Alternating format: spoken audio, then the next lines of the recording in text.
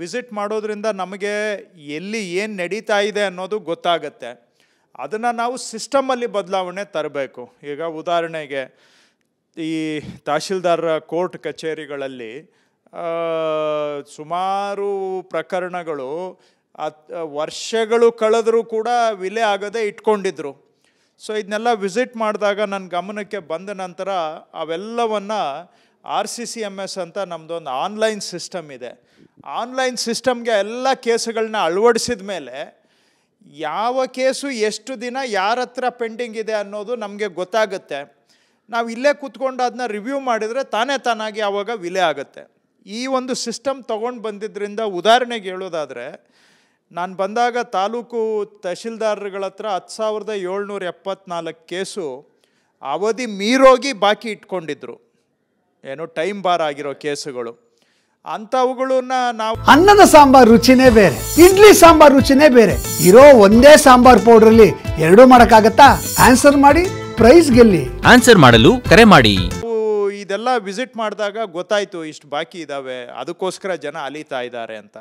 So ಅದನ್ನು ನಾವು RCCMSಗೆ ತೊಗೊಂಡು ಮೇಲಿಂದನೇ ನಮಗೆ ಮಾಹಿತಿ ಸಿಗುತ್ತೆ. ಇಲ್ಲೇ ಡ್ಯಾಶ್ಬೋರ್ಡ್ ಇರುತ್ತೆ, ಯಾರ ಹತ್ರ ಎಷ್ಟು ಕೇಸ್ ಬಾಕಿ ಇದೆ ಅಂತ ನೋಡಿ ರಿವ್ಯೂ ಮಾಡಿದಾಗ ಈಗ 10,774 ಇದ್ದಿದ್ದು ಬರೀ 400ಕ್ಕೆ ಇಳಿಸಿದ್ದೇವೆ. ಅದು 400 ಕೂಡ ಎಲ್ಲೆಲ್ಲಿ ಯಾರ್ಯಾರ ಹತ್ರ ಇದೆ ಅನ್ನೋದು ನಮಗೆ ಗೊತ್ತಾಗುತ್ತೆ.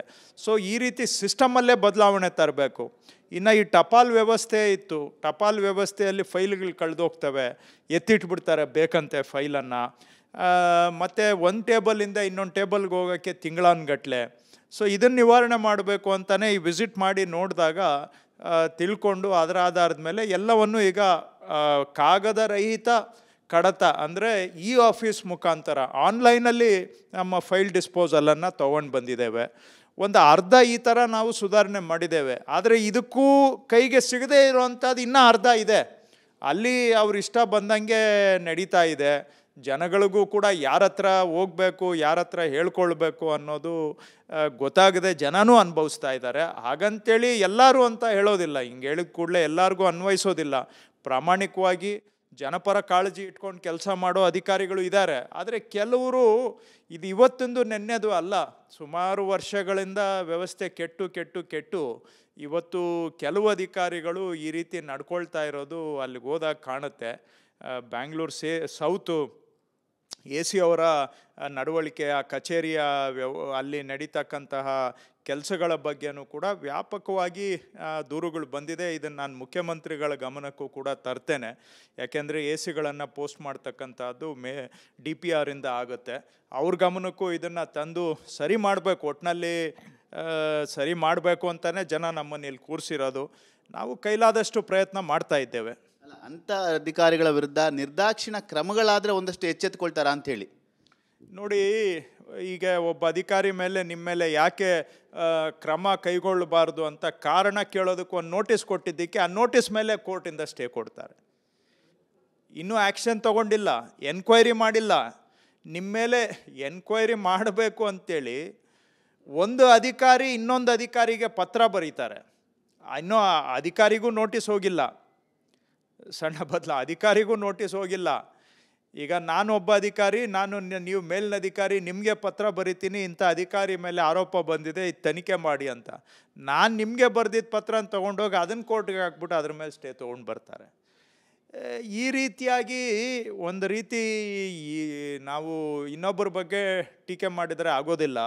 ಇದನ್ನು ಆದರೆ ವ್ಯವಸ್ಥೆ ಒಳಗಡೆ ಸರಿ ಮಾಡಬೇಕು. ನೀವು ಹೇಳೋದು ನಿಮ್ಮ ನಿರೀಕ್ಷೆ ಸರಿ ಇದೆ, ನಿರ್ದಾಕ್ಷಿಣ್ಯವಾಗಿ ಕ್ರಮ ತೆಗೆದುಕೊಂಡು ಮಾಡಲಿಕ್ಕೆ ಆಗೋದಿಲ್ವ ಅನ್ನುವಂಥದ್ದು.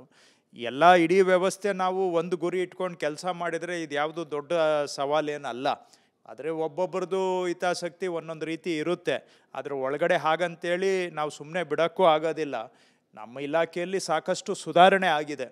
ಎಷ್ಟೋ ಅಧಿಕಾರಿಗಳು ಬದಲಾಗಿದ್ದಾರೆ, ಎಷ್ಟೋ ಅಧಿಕಾರಿಗಳು ಬದಲಾಗಿ ಒಳ್ಳೆ ಕೆಲಸನೂ ಮಾಡ್ತಾ ಇದ್ದಾರೆ. ಇನ್ನು ಒಳ್ಳೆ ಅಧಿಕಾರಿಗಳು ಇದ್ದಾರೆ.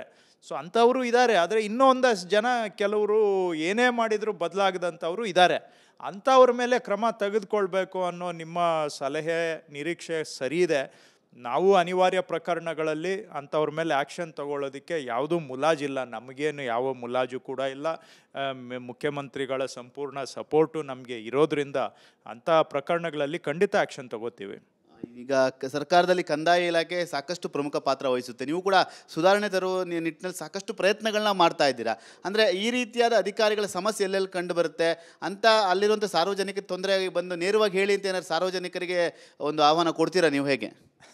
ಅಲ್ಲ, ನಾನು ರಾಜ್ಯದಲ್ಲಿ ಎಲ್ಲ ಕಡೆ ಪ್ರವಾಸ ಮಾಡ್ತಾ ಇರ್ತೇನೆ. ಪ್ರತಿನಿತ್ಯ ಯಾರು ಬೇಕಾದರೂ ನಮ್ಮ ಮನೆಗೆ ಬರ್ಬೋದು. ದಿನ ಬೆಳಿಗ್ಗೆ ನಾನು ಜನಗಳನ್ನು ಭೇಟಿನೂ ಮಾಡ್ತೇನೆ. ಸೊ ಹಾಗಾಗಿ ಅಲ್ಲಿ ಏನು ಅಪಾಯಿಂಟ್ಮೆಂಟ್ ಬೇಕಾಗಿಲ್ಲ, ಯಾರು ಬೇಕಾದರೂ ನನ್ನನ್ನು ನೇರವಾಗಿ ಬಂದು ಭೇಟಿ ಮಾಡ್ಬೋದು. ಇಲ್ಲ ಅಂತೇಳಿದರೆ ಎಷ್ಟೋ ಜನ ಫೋನಲ್ಲಿ ಮೆಸೇಜ್ ಕಳಿಸ್ತಾರೆ, ಇನ್ನು ಕೆಲವರು ಇಮೇಲಲ್ಲಿ ಮೆಸೇಜ್ ಕಳಿಸ್ತಾರೆ. ಈ ಫೋನು ಇಮೇಲ್ ಅಂತಲ್ಲ, ನೇರವಾಗಿ ಬಂದು ನನಗೆ ಭೇಟಿನೂ ಮಾಡ್ಬೋದು. ಏನು ಬರೀ ಫೋನ್ ಇಮೇಲ್ ಅಂತಲ್ಲ, ನೇರವಾಗಿ ಬಂದು ಯಾರು ಬೇಕಾದರೂ ರಾಜ್ಯದ ಯಾವ ಭಾಗದಿಂದ ಬೇಕಾದರೂ ಜನ ಬಂದು ನೇರವಾಗಿ ಭೇಟಿ ಮಾಡೋದಕ್ಕೆ ಮುಕ್ತ ಅವಕಾಶ ಇದೆ. ಎಲ್ಲದನ್ನು ನಾನೇ ಎಲ್ಲ ಸರಿ ಮಾಡ್ತೀನಿ ಅಂದರೆ ಅದು ಆಗದೇ ಇರೋ ಕೆಲಸ. ನಮ್ಮ ಹತ್ರ ಒಳ್ಳೆ ಆಫೀಸರ್ಸ್ ಟೀಮು ಇದೆ. ಸೊ ಒಟ್ಟಾರೆ ಪ್ರಯತ್ನ ಮಾಡ್ತೇವೆ ಆದಷ್ಟು ಪ್ರಾಮಾಣಿಕವಾಗಿ. ವ್ಯವಸ್ಥೆಯಲ್ಲಿ ಇನ್ನಷ್ಟು ಬದಲಾವಣೆ ಆಗಿದೆ. ಹಾಗಂತೇಳಿ ಅಷ್ಟೋ ಇಷ್ಟೋ ನಮ್ಮ ಇಲಾಖೆಯಲ್ಲಿ ಬದಲಾವಣೆ ಅಂತೂ ಖಂಡಿತ ಆಗಿದೆ. ಅದನ್ನು ನಾವು ಒಳ್ಳೆ ಕೆಲಸ ಮಾಡ್ತಾ ಇರೋರಿಗೆ ಇಲ್ಲ ಅಂತ ಹೇಳೋಕ್ಕಾಗೋದಿಲ್ಲ. ಮಾಡ್ತಾ ಇದ್ದಾರೆ. ಇನ್ನು ಉಳಿದಿದ್ದನ್ನು ಕೂಡ ಬದಲಾವಣೆ ಮಾಡೋದಕ್ಕೆ ಮತ್ತಷ್ಟು ಪ್ರಯತ್ನ ಮಾಡೋದಕ್ಕೆ ನಾವು ಬದ್ಧ ಇದ್ದೇವೆ. ಇದಿಷ್ಟು ಹಿರಿಯ ಕಂದಾಯ ಸಚಿವರಂಥ ಕೃಷ್ಣ ಬೈರೇಗೌಡರ ಮಾತು. ಎಲ್ಲರೂ ಕೂಡ ಮುಕ್ತವಾಗಿ ನನ್ನನ್ನು ಭೇಟಿ ಮಾಡಿ ಸಮಸ್ಯೆಗಳನ್ನ ಹೇಳ್ಬೋದು. ಸಾಕಷ್ಟು ಸುಧಾರಣೆ ಮಾಡುವಂಥ ಪ್ರಯತ್ನವನ್ನು ನಮ್ಮ ಇಲಾಖೆಯಲ್ಲಿ ಮಾಡಿದ್ವಿ. ಮತ್ತಷ್ಟು ಸುಧಾರಣೆಗೆ ಎಲ್ಲರೂ ಕೂಡ ಕೈ ಜೋಡಿಸಿ ಅನ್ನೋ ಒಂದು ಮನವಿಯನ್ನು ಕೂಡ ಮಾಡ್ತಾ ಇರುವಂಥ. ಕ್ಯಾಮ್ರಾಮನ್ ರಾಜು ಜೊತೆ ಸುನಿಲ್, TV9 ಬೆಂಗಳೂರು.